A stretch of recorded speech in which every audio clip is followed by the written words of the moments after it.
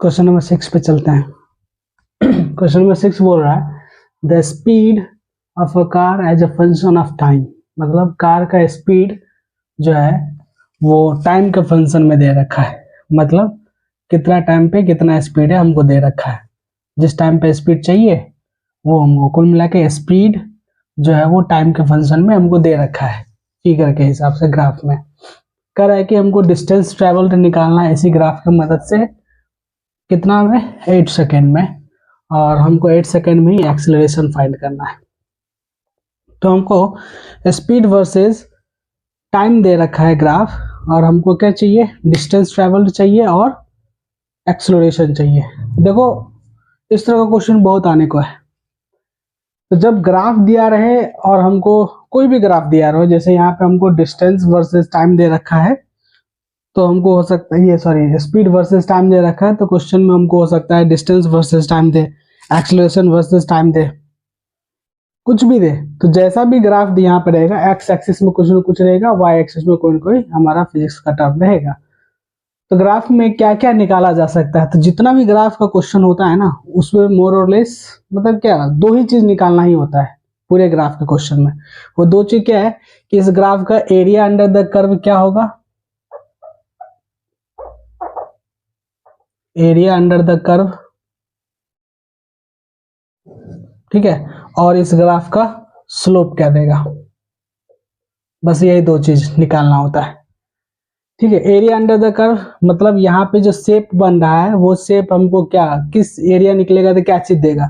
जैसे यहाँ पे 8 सेकंड तक में देखो, तो 8 सेकंड में वैल्यू इसका स्पीड दे रखा है 20, और ये हमको कर्व दे रखा है, मतलब ये हुआ यहाँ पे शेप। इस शेप का अगर हम एरिया निकालें, एरिया किस शेप का है, यहाँ पे लगेगा फॉर्मूला क्या चीज, area of triangle.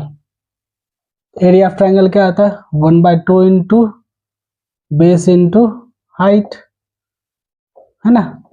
1/2 into base में क्या है 8 सेकेंड, इंटू हाइट, हाइट में क्या है 8 सेकेंड पे 20 मीटर पर सेकेंड इसका स्पीड दे रखा है।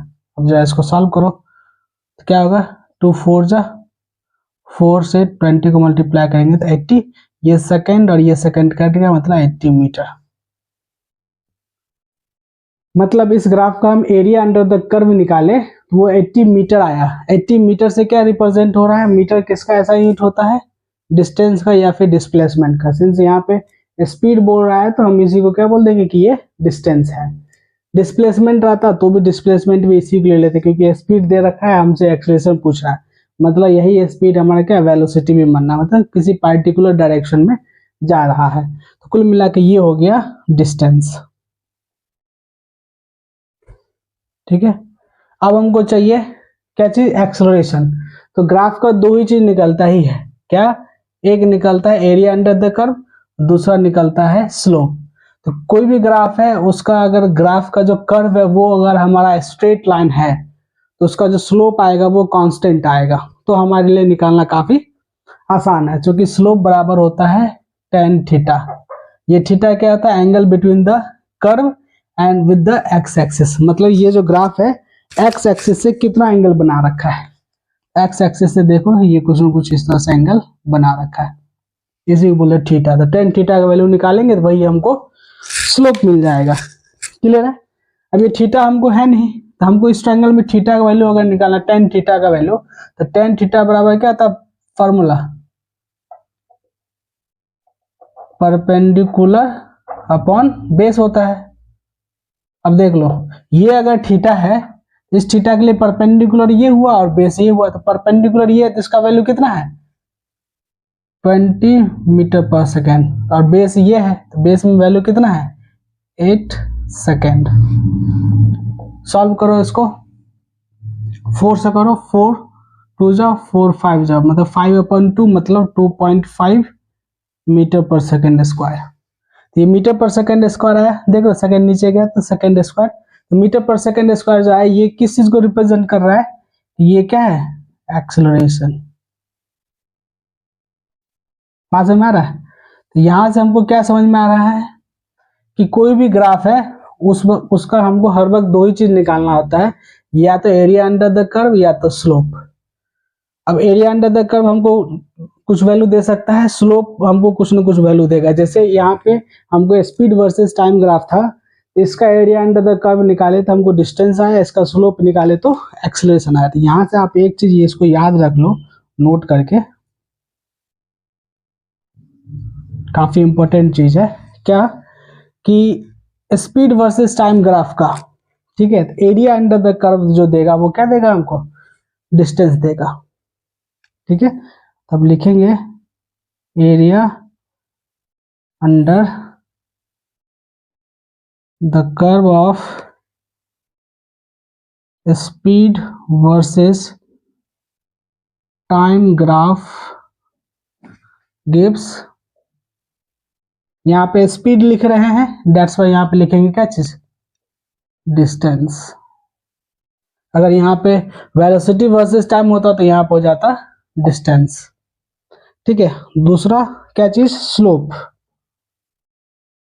स्लोप ऑफ, अब चूंकि एक्सेलरेशन बोल रहा है तो एक्सेलरेशन डिफाइन होता है rate of change of velocity, तो यहाँ पर वेलोसिटी वर्सेस टाइम ग्राफ रहेगा तभी हमको एक्सेलरेशन मिलेगा। अब चूंकि क्वेश्चन में स्पीड का ही डिस्कशन किया है, वेलोसिटी नहीं बोल रहा है, मतलब कहीं ना कहीं ये पार्टिकुलर डायरेक्शन की बात कर रहा होगा। ठीक है, तो हम यहाँ पे लिखेंगे क्या चीज, velocity versus time graph, slope of velocity versus time graph gives, क्या देगा, acceleration.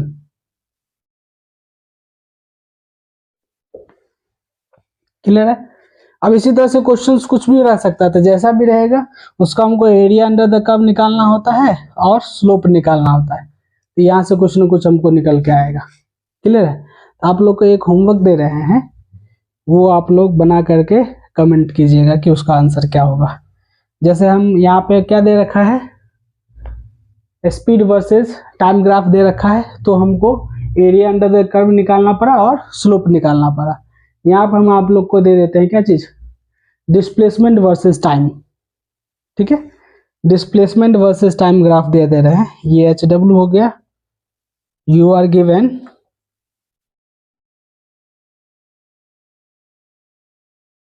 Displacement versus time graph,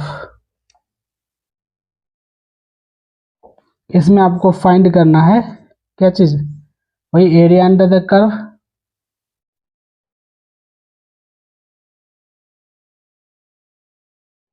और slope.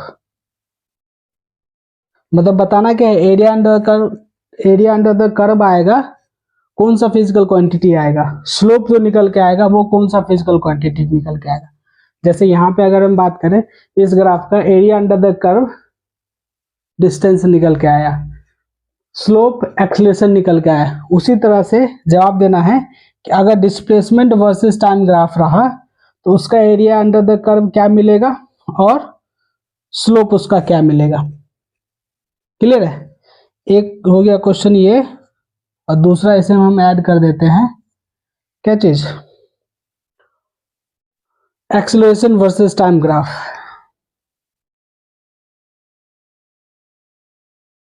Acceleration versus time graph, इसमें भी हमको निकालना है क्या चीज, एरिया अंडर द कर्व